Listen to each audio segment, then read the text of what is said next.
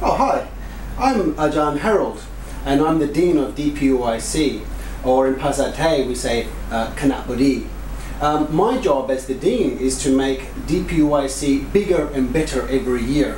But actually what I want to talk to you today about is my teaching, because I'm also a teacher.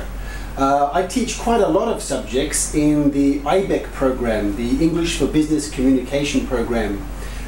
But my favorite subjects to teach are one called discourse analysis and another one that people have never really heard of, but it's something that they use every day, and it's called semiotics. Now, first of all, in discourse analysis, we talk about texts and we look at how texts make sense, how texts inform you, how texts become clear, how texts persuade people, even how texts trick people or get people to buy things that they don't really want, or believe things that they don't really want.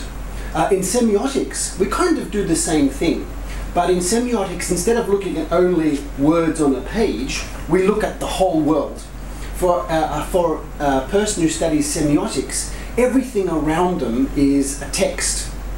There are thousands and millions of texts in the world.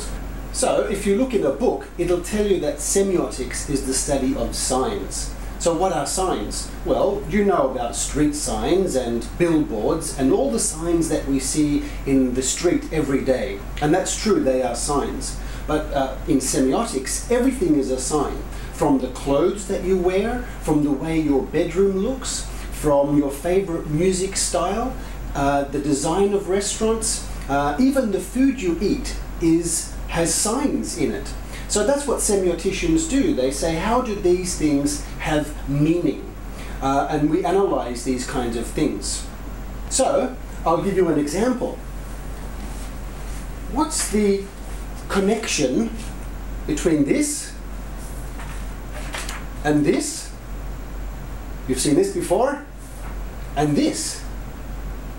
Well, I won't tell you the answer, but I can tell you that in semiotics, that's the kind of thing that we think about and we like to discuss. So students look at things like logos. We study logos of companies and we study about brands and things like that. So because semiotics is often used in marketing. The reason I like to teach these subjects is because, well, for me they're very interesting, but also because they let students develop their analytical and critical thinking skills. You get to analyze things and people find out that they're very interesting things to analyze in the world. Do you know, there are two things that employers often complain about the most, and that is students who are weak at English, but also students or graduates who are weak at analytical and critical thinking. Well, in my class, I try to make it as fun as possible, but that's what we do, and you get plenty of practice in English and in analytical thinking. So, I hope to see you in my class.